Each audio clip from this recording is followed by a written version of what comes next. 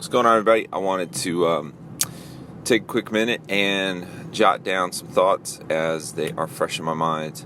Title of this podcast is "Am I Prejudiced?" ? So let me caveat here and explain what this is about. By the way, if you ever want to support the podcast and get some really awesome free stuff, head over to patreon.com/KJ52. That's Patreon, patreon.com/KJ52, and be a part of that community. I'm getting ready to launch some brand new stuff over there that I think you'll definitely be excited about. But anyway, the title of my podcast today is "Am I Prejudiced?" ? Now, I know some of y'all be like, dude, there's no way KJ is prejudiced, because in your mind, immediately where you go is you're thinking ethnically, right? But even if we break down the word prejudice, the word prejudice means to prejudge, to have a prejudgment about somebody based on maybe experience or ignorance or fear or a ton of other things that are not good, or presupposition feelings and things like that. So let me set the stage of what I'm talking about here. I just recently went to a conference. It was a church conference. I went there with my church. Went there for the first time, going to a conference on the other side. You know what I mean? Like, for years, I've been like the music guy at the conference, or the performer, or the speaker, or combination of all that. To be somebody who sits in the audience, you know, to learn is a brand new experience for me. But it was amazing trip. Cool to kind of see the other side. And I got a lot out of it as it regards to, you know, my church position and stuff like that. So here's the deal. I kind of, just to be transparent, went into the conference with a little bit of, I just had a little bit of, I don't know if I had the best attitude going into it. I wasn't like grumpy or hard to deal with or anything like that. I think I just had presuppositional thoughts in my head going into this conference, like, I hope this has something, I'm a person that's very productive, so, like, if I feel like I'm at something that's not being productive of my time, or is not something that I can learn from, I get a little tight about it, and so, I had some little skepticism, so to speak, and the reality was I got tons out of it. In fact, a funny situation happened. I almost got yanked by security. And, I've had a few run-ins with police officers and security over the years. And more often than not, they have not gone well. If you've read my previous book, what happened was I talk about getting put on the gang file. Mainly because I pride myself on always handling myself correctly. You know what I mean? Like, I pride myself on being in the right. And if for some reason it is inferred that I am not, I defend my position hardcore. Well, I happened to be walking and a security guy came up to me. I didn't realize at first he was security because he was plainclothes. And he said, "Hey, can I help you with something?" And I'm like, "Nah, I'm good. I was just killing time." And he goes, "What's your name?" And I was like, "Da-da-da-da." He goes, "What church you with?" Da-da-da-da. And now I realize he's leading me with questions for a reason. So immediately my defenses go up. He said, are you heading over to the senior pastor's spot? I was like, "No, I'm not a senior pastor." And he goes, "Okay." Because apparently I was walking towards this area that was for senior pastors only. And like I said, I was just killing time in a space. So now I'm starting to feel a little bit type of way, like, obviously you are targeting me for some reason out of all the people here, because there was like thousands at this conference. And, but I didn't react. I just was like, "Okay, thank you, man. I'm going to go use the bathroom." And I went in the bathroom and I splashed water on my face and I realized I looked very tired. And I thought, I started to get a little bit in my feels, so to speak, like getting a little angry, feeling some type of way about being singled out and shook down because I looked suspicious. Because I literally was not in a place I shouldn't have been. I was not doing anything wrong, right? So I'm like, why do they target me out of all these people here? And I just thought, you know what? This can be a teachable moment if I handle this correctly. And so I went back I found the security guy and I went back to him and I just walked up to him and I said, "Hey, man, I was just curious why you singled me out of all the people here, out of the thousands that are here. Why did you think I was suspicious? And, that can kind of be an attacking statement. And we live in a world where we are always on the attack and the defense, right? And I said, before you answer, I said, let me just explain. I said, my church position is over people like you. Like, I'm in charge of volunteers. And I need to know why you, as a security person, felt I posed a threat, because I need to know how to educate and train my security people to recognize the threats and things like that. So I could have gone at him like, hey man, why are you targeting me? Why are you profiling me? Right? Or I could go, okay, maybe there's something I can learn from this that I can pass on. Okay? And immediately his guard came down and he's like, oh, well, I'm in plain clothes, I'm paid on staff here. And he goes, a woman saw you walking by, you didn't have your lanyard on, and that looks suspicious. So I was told to go and talk to you. And I was not wearing my lanyard. Now, the thing was, it wasn't like you had to wear your lanyard. I don't like wearing lanyards, right? And there was other people not wearing it. So there was something about me that looked suspicious beyond the fact that I didn't have my lanyard. And he kind of alluded to the fact that I was one of the few people carrying a large backpack. And, how at this very large church, they were about to eliminate the backpacks. You can't bring backpacks in. It's just like going into an arena. You can't bring backpacks in anymore at most arenas. And so I got to talk to him, and I'll be honest with you, I learned more in that 20 minutes of talking to that security guy than I learned in some of my conference breakout sessions. And the reason being is that the beauty was this guy was not attacking in his statements. He wasn't trying to and he certainly wasn't like, you need to put your lanyard on, man. You know what I mean? And because if he would have told me to put my lanyard on, I would have been like, nah, I'm not putting it on. I don't have to put it on. And then this would have been an escalating fight. He never did that. He got the information out of me. Never once did it turn into like a chest-beating alpha male contest. But he also handled it in a way that was assertive. So the point was, I knew that I could learn something from him. And he just shared a ton of knowledge. So the point was, I was already in sort of a mindset there, right? That probably wasn't exactly what it was. The first day of the conference, I'm looking around, and the funny thing is there's now a percentage of pastors, probably millennial pastors and, somewhere in that age, and actually going up into Gen X pastors, and maybe even some boomer pastors. Like, there's this new movement of pastors who wear, for lack of a better term, wear streetwear. Sneakers, a jean jacket, maybe some sort of like branded shirt and skinny jeans, right? And I'm looking around and I'm like going, when did this all change with pastors, right? Because again, I'm kind of new back in this world again. And, back when I was a youth pastor and back when I was like, doing XYZ, like, I was the only guy that was dressing like that when I started out, right? Like, we were darn near getting thrown out of churches for dressing like that, right? I don't remember any pastors ever wearing sneakers, And I wasn't intentionally just trying to look streetwear. It just was a reflection of who I was and the culture of where I was from. And, right? Like, you had to, especially as a white boy, you had to earn the right to dress that way, right? You had to earn the right to look that way.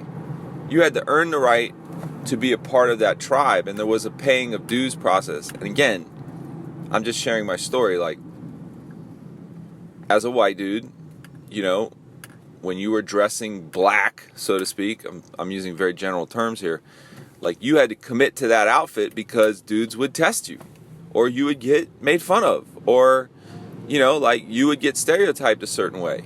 You know what I mean? And truth is, I was one of the few people that I could ever remember looking like that back when I started, right? Certainly wasn't mainstream culture in the church world. Certainly wasn't mainstream culture in the pastoral world. Like, to be a pastor when I started off is like, you better be suited and booted. You know what I mean? Like, that was the look. So, I'm going to be transparent with you. I feel a certain way about these middle-aged pastors and even the younger ones. Like, only if they're white, right? I feel a certain type of way about them rocking $500 sneakers in the pulpit, or like wearing streetwear brands that they know nothing about. Like, to me, clothing isn't just clothing. It's a culture. You know what I mean? Like, I got into streetwear all the way back when streetwear became a thing.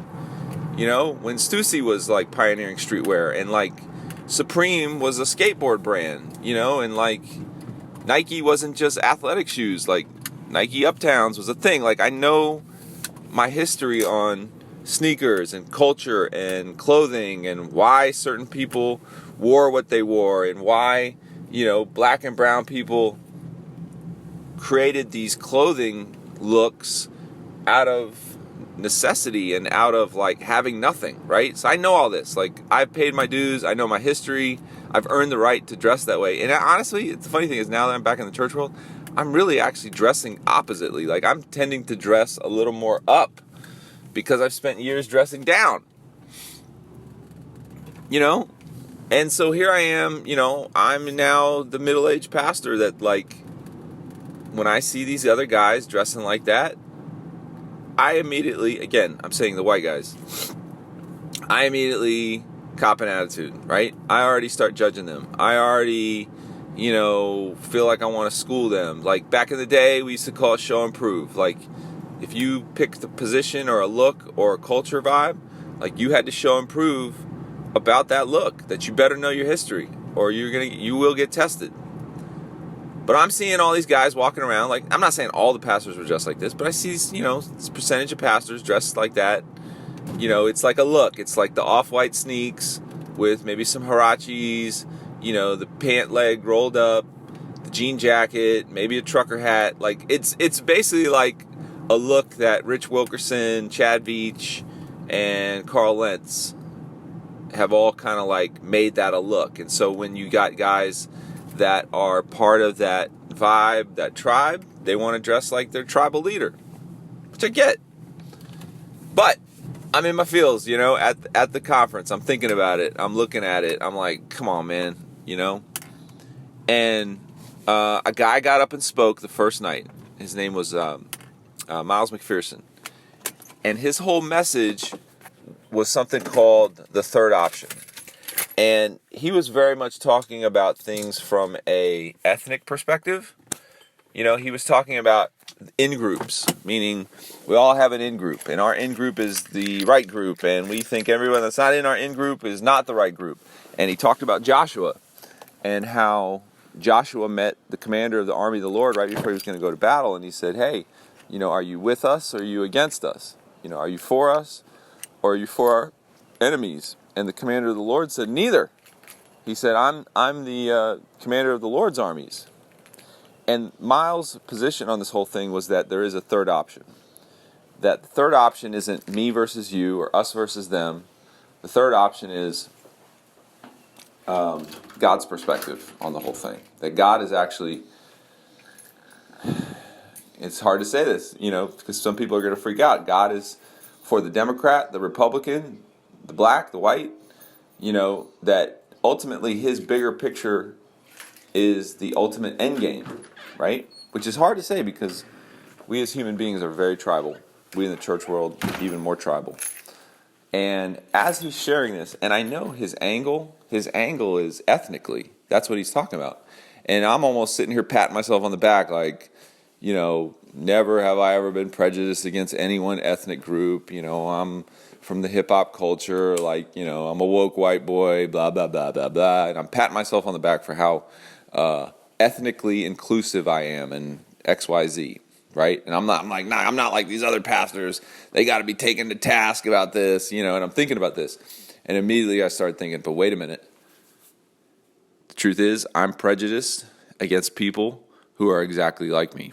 Meaning, if you look at the history of white boy rappers, just in the mainstream, you'll always see white boy rappers fighting for that little spot. And they always tend to be skeptical of other people that are exactly like him, exactly like them. And it's true. Like, back in the day when you were like the only down white boy, like, you looked sideways at the other white guy because you're like, man, I'm the only one that should have the hood pass. And et cetera, et cetera. And I thought about all this as I'm sitting there and I'm looking around and I'm like, you know what? I've been judging these guys, these younger dudes, or even these guys that are my age. I've been judging them over the clothes they wear, which me of all people who fought, for hip hop to be in the church for so long, now that hip hop culture has become mainstream culture, now all of a sudden I don't want anyone else to be a part of it, right? And I'm looking around at these guys and I'm like, God forgive me, because the reality is those guys that I have been excluding because they're not in my group, they're not as down as I am. And the funny thing is, I don't think of this about like a Hispanic guy dressing like that. I don't feel this way about a black guy dressing like that. It's only other white dudes, right? And like as if I'm justified to judge my own exact same ethnic tone or whatever. And I thought about that and I was like, the reality is they are Imago Dei. They are the image of God as much as I am. And you know what? Maybe there is some truth in what I'm thinking. You know what I'm saying? Like, yeah, dude, like you're just dressing like that because the guy you like dresses like that. And you know nothing of the culture. And the reality is, me as an older head, like I sort of have a responsibility to take the younger guys and lovingly educate them and school them. Not in like a judgmental way, like get off my porch, but like in a way that helps them know the history and understand. And the reality is, build common connection over that stuff, right? I just came back from a youth retreat. And it's funny, like I have really deep conversations with teenagers now about sneakers. You know what I mean? Like these young boys, like they know their sneakers, right? And it's funny, me as like a guy that, I'm old enough to be their dad easily, that we can have like really deep conversations about sneaks. And it's like, it's actually kind of cool to talk to teenagers like with this thing that I never used to talk to anybody about, sneaker culture or whatever. But here I am judging the 20-somethings and the 30-somethings for 40-somethings for dressing that way. The point is, here's the deal. I knew I was wrong. And I remember the next day, I said, I remember seeing like one of that group of guys kind of huddled up, dressed like that. And I said, you know what, man? I'm going to go out of my way to compliment them. Because that's really where we're to encourage each other in the body of Christ. And so I just kind of popped in the group real quick and I said, hey, I don't know what church you're with, but I just want to say you guys, your sneaker game is on point. And they kind of were like startled, and you see this big smile come over their face, and they were like, oh, okay, thank you. And the funny thing is, one of the guys turned and looked at me, he goes, yeah, man, I was peeping out your Air Maxes yesterday, and I meant to say something. Because, like I still, I love Air Maxes. Like that's my sneaker, that's my go-to sneaker. But the point was, here we are, kind of looking at each other standoffish. It's like two kids on the playground, like, I ain't going to go talk to him. And the other guy's going, I ain't going to go talk to him. And then the reality was like, we both love Apple Jacks or something. The point is, I realized I was prejudiced. And the reality is, we all probably are in some way, shape, or fashion. And some of the prejudice can be, it can have its place. Like if you're talking like a young woman walking in a dark alley and some people are coming, some men of whatever ethnicity are coming towards them in a dark alley, you're darn right you got a right to feel prejudice about that. You know what I mean? You should prejudge that situation. There are times where prejudices are justified. But if we walk around in a constant state of judgment and prejudice towards people, you know what I mean? We're going to really miss out. We're going to miss out on what I call the cultural exchange. And love always hopes, love always perseveres. And, anyway, it was just something I thought about, something that God's working on my heart, and something that I thought maybe you guys might be interested in looking at your own life about. All right? Have a great Tuesday.